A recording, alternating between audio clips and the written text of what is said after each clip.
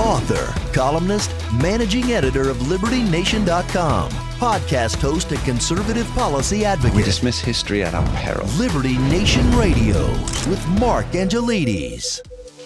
Welcome to Liberty Nation Radio, heard coast to coast on the Radio America Network from our flagship station in the nation's capital, WWRC in Washington, D.C. I'm your host, Mark Angelides.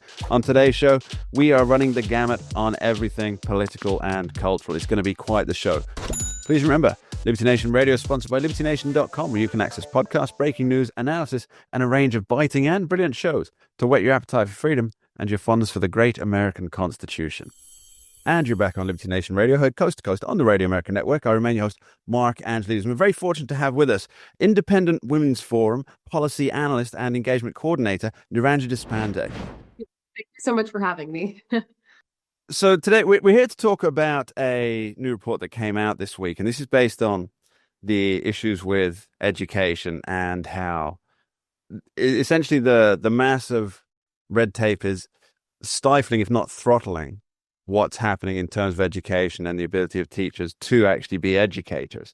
And would you give us an overview of what you've discovered?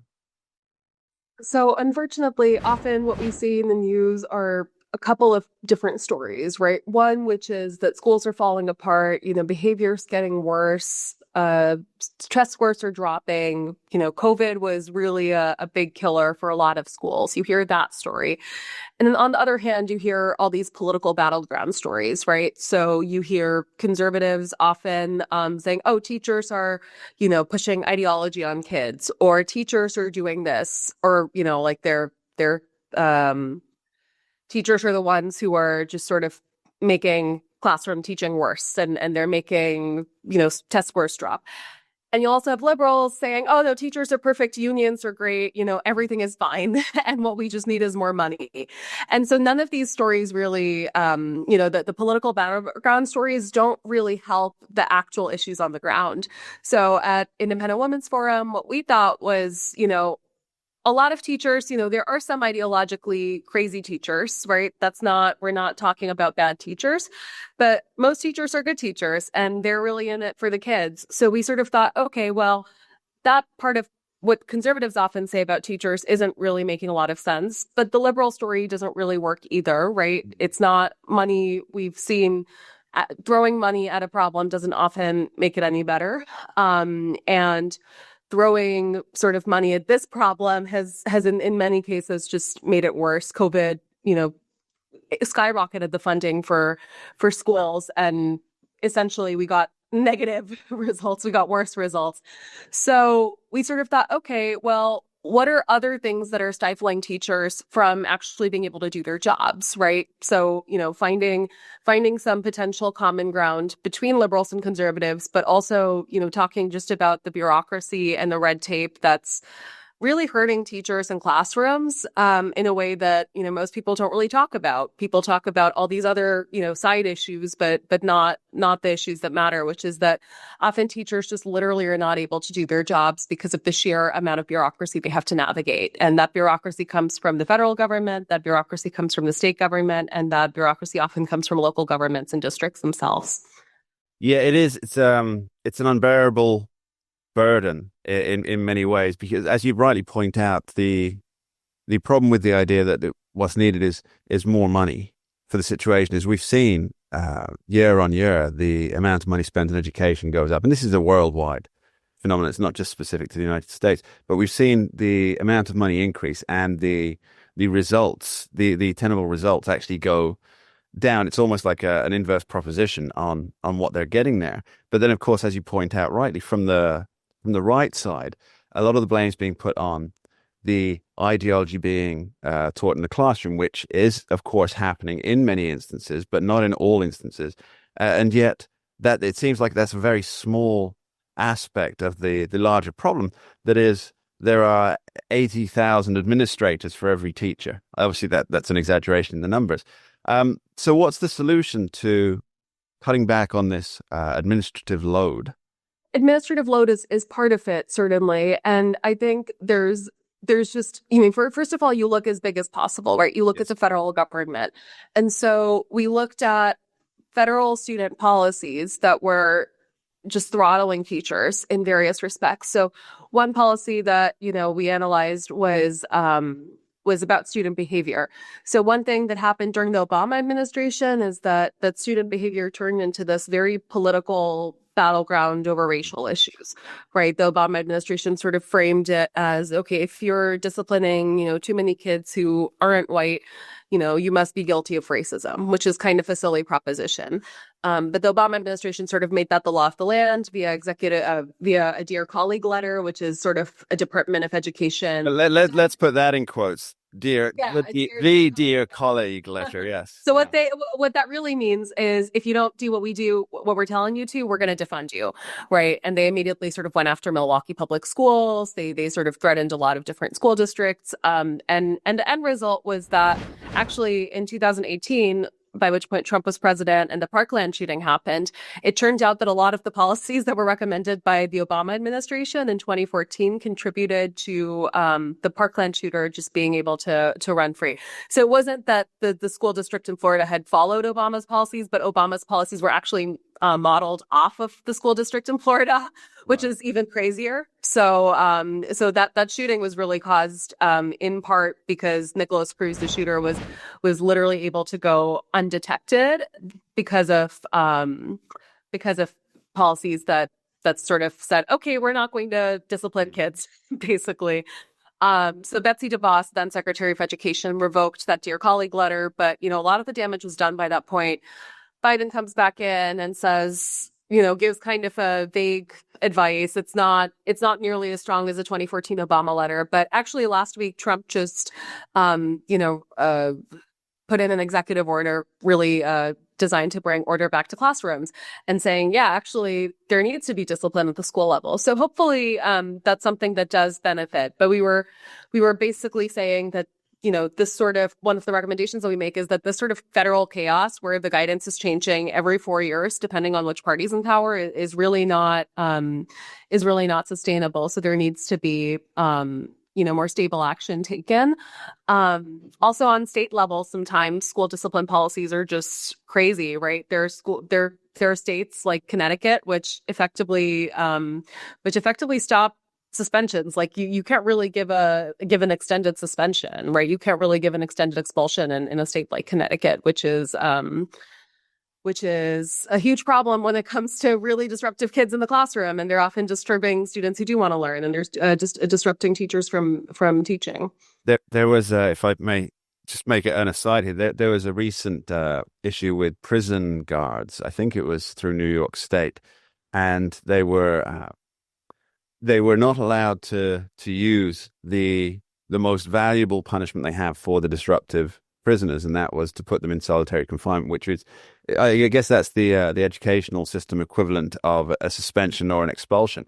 And what happened was, once the prisoners realized that they can't do anything worse to me than what is already happening at this time, so there's no barrier, there's no pushback, there's no leash on being able to do whatever they want when they want, because there's no punishment at the end of whatever particular thing they're doing. And this seems to me the problem with the education system as well. If you allow such a laissez-faire approach to, well, we're not going to discipline you, we're not going to suspend you, we're not going to expel you, we're not going to even downgrade you for submitting work that's subpar because we have certain criteria in place, administrative burden. I know I keep coming back to that, but I've got the administrative burden. True. I mean, that's what we're really focused on too. Right. So how does, you mentioned that a lot of the problem is that there's an upheaval like every 4 to 8 years because there's a presidential transition, parties in power, and then there's a different focus. So how do you suggest maintaining a balance across the ideological bent that will inevitably transpire in the White House? To really remove the federal government from education as much as possible, right? President Trump has already sort of gotten on that train by working toward dismantling the Department of Education, for instance. The federal role in education is just way too heavy. There's no reason some DC bureaucrat knows what's going on, in Wyoming or in California, for that matter. They might know what's going on in DC, but they're not going to have I mean, what relationship do they have with Alaska public schools, right? Yeah. There's almost none. So you sort of see that issue with the federal role in government. So getting it as out of education as possible is ideal. Obviously, there are places where the government does need to intervene, though, right? Like civil rights, I mean, even some of these executive orders reversing bad decisions, that's also kind of necessary, even if it is some amount of federal oversight. So there's always going to be a balance, but I think we've leaned way too much into that federal role, beginning with the Obama administration, and getting out of it as much as possible from both parties. Returning to sanity is really going to be what's best. And yeah, I mean, that's what I would say for the federal role. A return to sanity by sending it back to the States. Where have I heard that before? We'll be back with Niraja after this short break. Please don't go anywhere. We dismiss history at our peril. Liberty Nation Radio with Mark Angelides. And you're back on Liberty Nation. I remain Mark Angelides, and we continue our conversation with Niraja Deshpande of the Independent Women's Forum. She's the Policy and Engagement Coordinator, and we've just been discussing issues with the federal government's influence and oversight of education across the states, and how that really just doesn't, it's not a one-size-fits-all solution for these 50 petri dishes of democracy. Now, what have you seen happening under the Trump administration in terms of releasing the shackles, as it were? And do you think he could go further?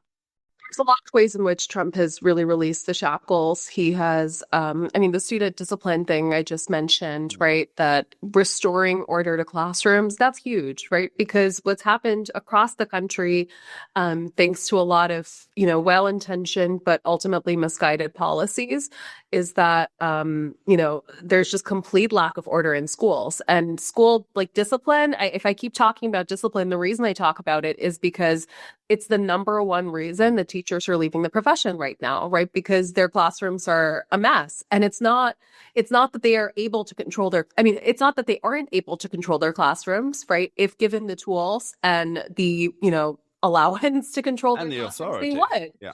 The authority, but their authority is continually undermined. They literally aren't allowed to do what it would take, to give the detentions, to give the suspensions, to give the failing grades sometimes, right? That are necessary really to maintain order. So they leave. And that's the sort of thing where if Trump says from top down, I think executive orders are, less than optimal sometimes, but sometimes they have to be taken out. And in this case, especially because of years of bad federal guidance, it's good to have some amount of good federal guidance, right, to really reverse course on that. So in this case, that's a really, really good move, right, where it's saying actually all that bad federal guidance from years ago, you can not only discard that, but you have to discard that.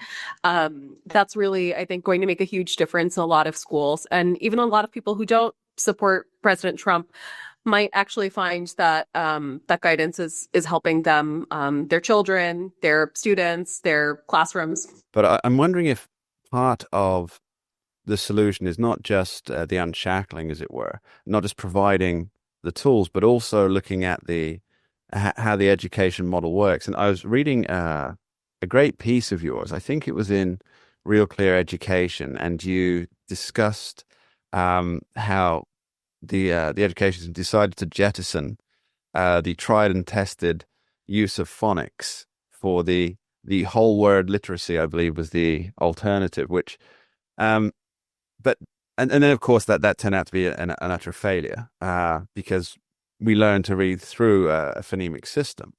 If education isn't better off being completely rethought, because we've seen so many people opt for homeschooling. We see the school choice debate is living large in the public psyche currently. Is there a remodeling that would help with making better rounded, better educated, better thinking children. Remodeling is actually underway right now. As you mentioned, school choice is just taking off across the country. I think because after COVID, parents just really realized they couldn't rely on their public schools, unfortunately. We are not, and I want to note, like we at IWF, I personally, I am not anti-public schools, right? I am not anti-public school teachers.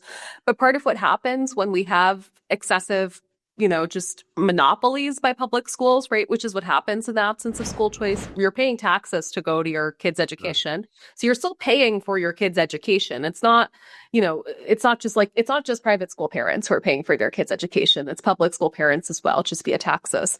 So you're paying your taxes, you're paying for your kids' education, but that education is just sometimes ideologically deranged, or it's the teacher can't discipline kids, or there's so much time spent on social emotional learning that there's no time spent on actual academics, or they're teaching balanced literacy instead of phonics, right? Whole word teaching reading methods instead of phonics. So when these sorts of things happen and parents try to advocate in public schools, often they're met with resistance because the public schools have no incentive to care. What school choice does is it actually forces it forces schools to listen to parents, right? It forces schools to actually have some accountability. And so I think that remodeling of education is actually a really good thing, right? Because we're, first of all, there's going to be trial and error, right? And error is going to be part of it. I don't think that means, everything needs to be completely thrown out the window. I think there are some pretty bad ideas in education, especially, you'll see some very tech forward private schools or micro schools or whatever. I'm very skeptical of more tech in education. So I think that's going to be more of an error than it is going to be a success. So you see some of these, what I think are bad ideas, but there's also a lot of really, really good ideas. There's also, I look at the classical education movement, for instance, right? Yeah. And that's, bringing sort of the great Western classics back to American schools. And that's, I think, a really, really positive development. And those kids are going to know their Shakespeare. They're going to know their Milton. And that's going to be a great blessing for them throughout their adult lives. And I think, you see these sorts of different ideas happening, and ultimately, I think they're going to benefit all of us as education turns into more of a marketplace in some ways and gets the benefits of the market, right? Thanks ever so much for being here. Could you let our listeners and viewers know where they can follow your work, where they can get a copy of the report, and where they can get involved really with what you're doing? So please check out Independent Women's Forum, IWF.org. There you'll find my report, Give Teachers a Break. That's the name of them. That's the name of the report. And, you can find all of our wonderful writing on education and on other issues, both policy papers and, op-eds, things we've written in the media, things we've said on shows like this one. And and if you're looking to really get involved in school choice, we have a lot of excellent resources on that. Just on getting involved with your local school boards, with school choice, with your PTA, there's lots of, we really have a lot of resources on our website. So please check those out. Also check out Independent Women's Network, which is a coalition of a lot of people across various states. I think we have upwards of 30 chapters at this point across many states, in which like-minded people meet and often discuss education. So thank you. Wonderful. Thanks ever so much for being here. Really appreciate your time. Thank you so much. We dismiss history at our peril. Liberty Nation Radio with Mark Angelides. And you're on Liberty Nation Radio. I remain your host, Mark Angelides, and we're joined by Liberty Nation's economics guru and editor, Mr. Andrew Moran. Now, Andrew, I've got you in this week because I believe there was some fracas north of the border, north of the US border, that involved a couple of political parties, wasn't there? With the Liberal Party prevailing. They ran out of Timbits at the local Tim Hortons, so everyone was fighting to get their last bid on it. So we had the election, and Mark Carney for the Liberals beat out Pierre Poilievre for the Conservatives. In what was, up until about a month ago, was the Conservatives to lose. What happened? Well, actually, it was right until before Christmas. They had a gigantic lead. Even some polls suggested that the Conservatives would have a supermajority. But once Trump, talked about annexing Canada. Once Trudeau dropped out of the race, the Liberals made that their central focus, that we're going to stop Trump from making the Canada the 51st state. We're going to protect our economy. We're going to elbows up, whatever this campaign. I have no idea what that means. I keep seeing that. I still don't know. I know Mark Carney was dancing with the elbows up during his rally. But yeah, so I mean, overall, you can blame Trump for what happened north of the border, and you can also blame Poilievre for not reacting to Trump quickly enough, which he admitted that was a mistake. Well, he's out now. He actually didn't win his seat or his riding, as they call it, up in Canada. But so Mark Carney was apparently, according to the majority, I think it was 44 to 42%, was the salve to Donald Trump's international ambitions to annex Canada, which I'm still not entirely sure he was serious about. But it does provide some strange insight that an off-the-cuff remark by Donald Trump could create such shockwaves in another country. It kind of makes me think that the politics in that country aren't taking themselves seriously enough. Well, I wouldn't say it's off the cuff. I mean, he says it repeatedly over and over again, and his administration is saying, yeah, we are seriously interested in making Canada the 51st state. You look at the polling data, and there's a clear divide between the baby boomer voters and the younger voters. The baby boomers really took this seriously. I mean, you look at some of the polling data, and they say that Trump was their number one reason of why they voted for the Liberals. But the young voters, their biggest issues were housing affordability, cost of living, and the broader economy. So there's a clear divide. I wrote in my piece covering the election results, and there was a gentleman in Brantford, Ontario, and he was a Liberal voter, and he was an elderly man, and he gave the double bird to one of the photographers. And this quickly became a symbol of how baby boomers view the rest of the country, whereby they got theirs, they got a house that has just soared in value, and you're done now. They're set, and they're not going to pass on the wealth to the younger generation. And now the younger generation is stuck renting, which is also completely out of reach for a lot of people. They're stuck paying these massive costs of groceries because of the carbon tax. So overall, the last 10 years of the governing Liberals, they've made life completely unaffordable for the next generation. So I guess there's often this divide between the older voters and the younger voters, and the older voters are looking for stability, and the younger voters are looking for something that will perhaps aid them on their trajectory through life. And we've seen that in many cases. So except for the Brexit argument, which was quite weird because that was pretty much the opposite. Because initially it was the older voters that were in favor of Brexit, which was the upending of all norms.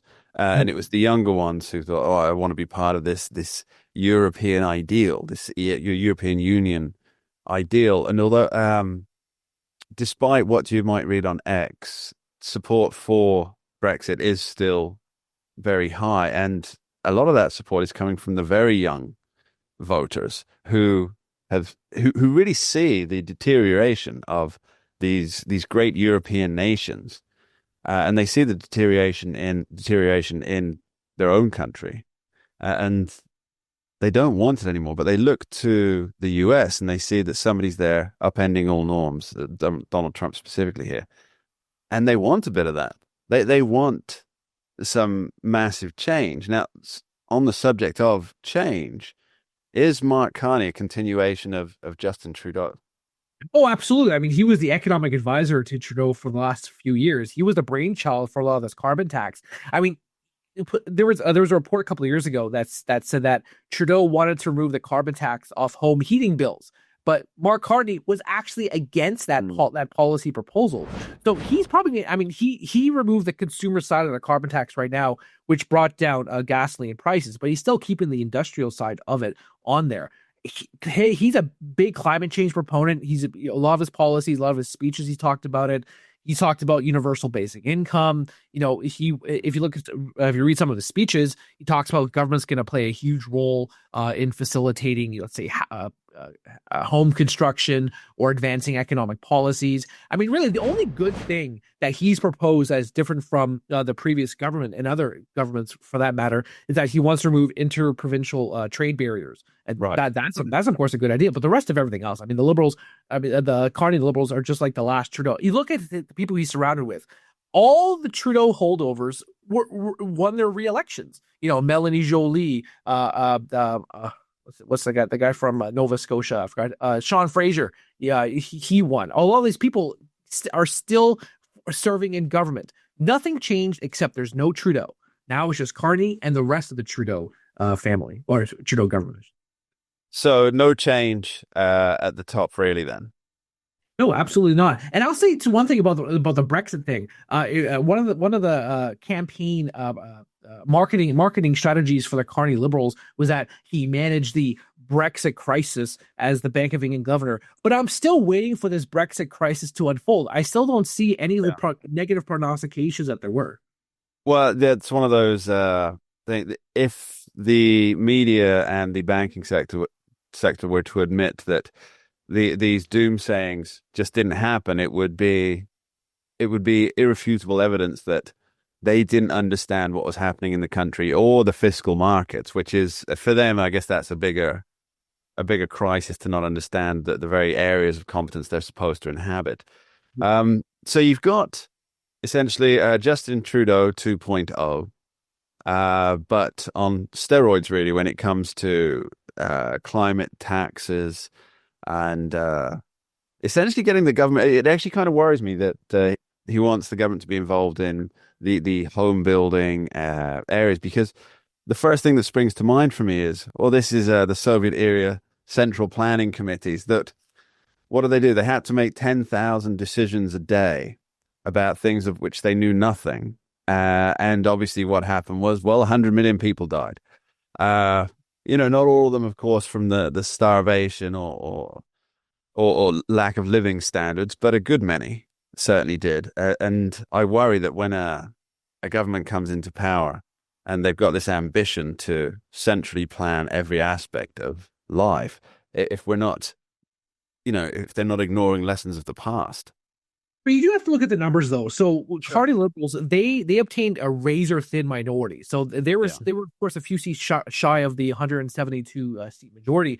But it's a very fragile government, considering that the Conservatives are just a few seats behind them, and then you have Bloc Québécois. Though they lost seats, they're really the kingmaker. I mean, the Bloc Québécois could really bring down the government or sustain the Liberals. The NDP, they were eradicated, which is, you're talking about youth earlier. That's a young people's party because it's a very far left socialist New Democrats, but they were eviscerated in the last election. So if Carney wants to survive, he's really going to have to appeal to the separatist Bloc Québécois and Yves-François Blanchet. And what does the Bloc want besides, obviously independence for Quebec? What does it want politically, and what do you think they're likely to be willing to offer in terms of short-term pocket support? Well, the Bloc Québécois, they never released a plan heading into the election. Every political party releases the election plan. They never did, because their only goal in politics is to advance Québécois interests. Preserving the French language, ensuring Quebec industry is subsidized, ensuring they get transfer payments from the have-rich provinces. But overall, whatever Blanchet wants, Carney's going to have to seriously consider it and perhaps acquiesce to his demands just to ensure that the government stays intact. Okay, last question. How do you think Carney's going to deal with Donald Trump's tariff extravaganza? Okay, I'll give you an example here. There was a report recently in Canada that Mark Carney had a conversation with President Trump, and Mark Carney said, "You know what? I'm gonna dump Canadian holdings of U.S. government bonds."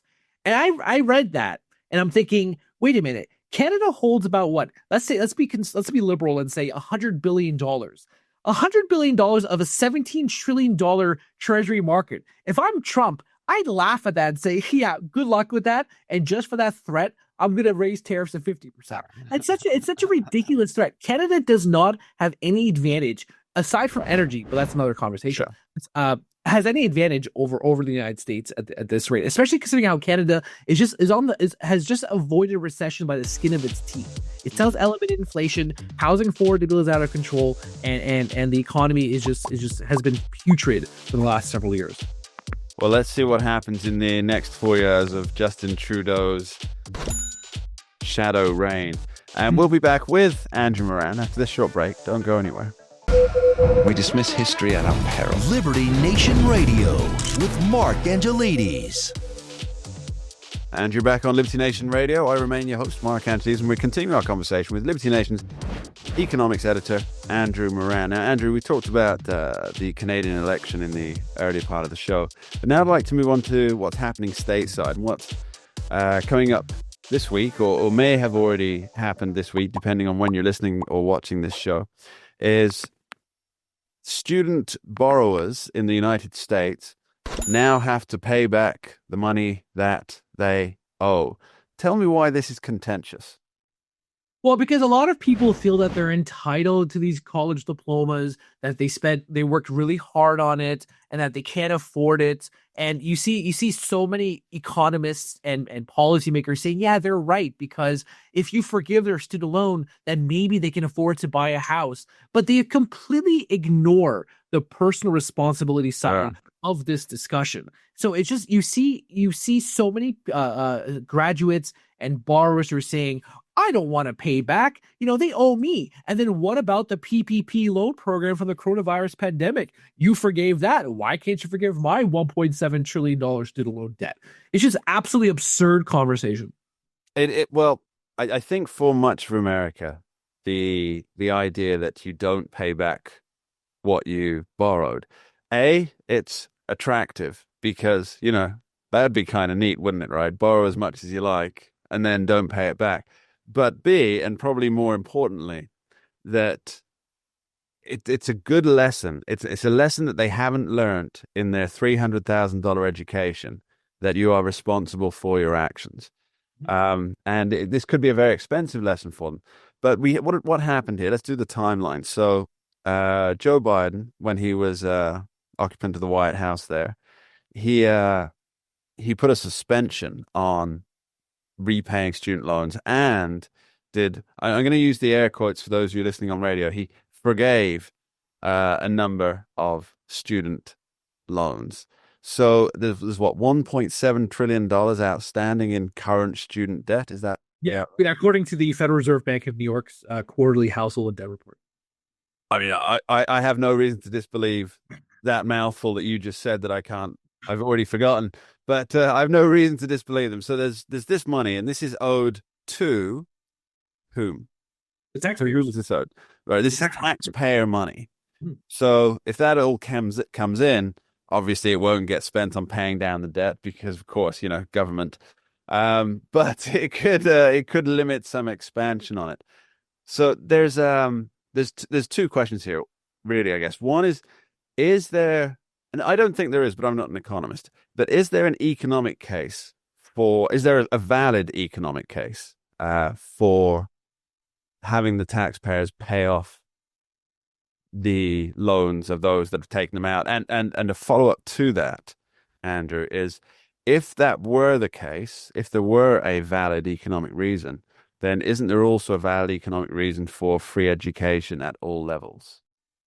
Well, if there's an economic case for it, I have not seen it. The economic case I see from the ones who have student loan debt is that a rising tide lifts all boats. That therefore, if you forgive my student loan debt and I'm such a smart person, therefore I can contribute to society and make everything better. But that's not a valid economic case. All it is a case that you're a freeloader and you don't want to, handle your financial obligations. So that's a lot of money. I mean, I think it's also an indictment of the system itself, because you're handing out $100,000 loans to people whose brains are not forming until they're 25. Sure. That's not a responsible form of government. I mean, even Joe Biden, when he was vice president in 2012, he admitted that, the student loan program is facilitating this damage that's occurring to a lot of the people. And he's absolutely correct. I mean, I've written about this for years, how this is just exacerbating fiscal deterioration among young people today. And it only worsens the situation because you're just all you're doing is you're incentivizing people to do the exact same thing. So if you give $100,000 to somebody to study, lesbian dance, lesbian dance theory, or any of these social programs, that's not really adding to anything in society, but you're still incentivizing to do it because they can easily access this money. However, if you were to tie, let's say, okay, we'll give you interest-free student loan payments if you study this area in need. And one area needed, of course, is medicine, doctors, technology, whatever the case. But if you're just handing out, candy bars to someone to study, Beyonce Knowles or The Simpsons in college, that's not contributing anything to society whatsoever. And for these people who say they're such geniuses too, that if you're such a genius, then come up with a plan to repay the money that you borrowed in the first place. Yeah, that would be a neat trick, wouldn't it? But I think you're right. There are certain courses that are going to add value to society as a whole, and it comes down to I think many of these people know that these courses aren't going to add value to society in general, but there is a value to them having that piece of paper, that credential piece of paper, right? And of course, there's the other value that they get to spend 4 years not growing up. They get to spend 4 years living the high life on the taxpayer dime that they can maybe pay back later or maybe not, depending on who gets into the White House next. But they do walk away with a piece of paper that says this person has completed a degree level course and is therefore credentialed enough for, I don't know, Starbucks assistant manager. That's funny.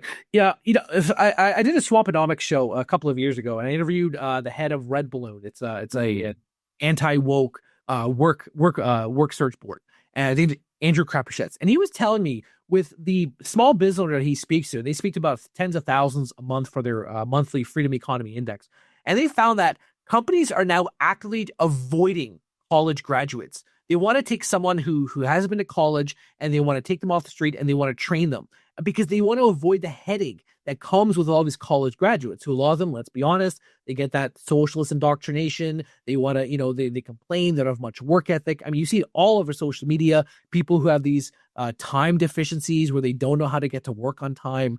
They lose their job. I mean, it's absolutely ridiculous. I mean, we all complain about millennials and Generation Z and all that stuff, but it just, I mean, maybe I'm an old man, but the average worker of young people is just, I don't know how the economy is going to survive in the future with this work ethic we have.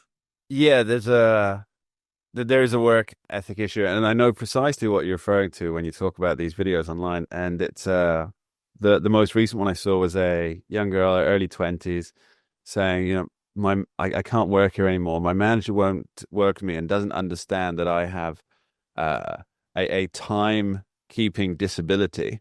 Yes, that's the word. Yeah.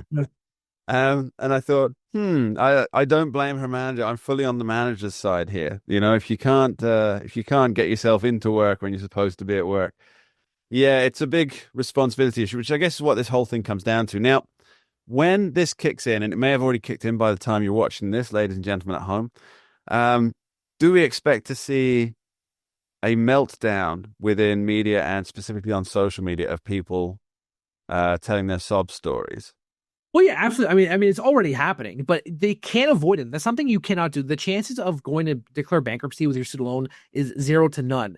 I mean, this new plan from the Department of Education and Linda McMahon, their plan is to garnish your wages, take away your Social Security benefits if you're not keeping up with payments. So this has become a really a story of delinquency as well, because the whole reason of why they're targeting the 5 million borrowers is because most of them have not made payments in the last I think my numbers are accurate, between 90 and 170 days of not making any payments at all. And you've been, I mean, just the lack of financial management too, because they haven't paid any interest over the last few years due to the pandemic. And just your earlier point, it started under Trump. He started the suspension. The suspension started under him, and then it was extended under Biden, and then worsened, of course, by the former president.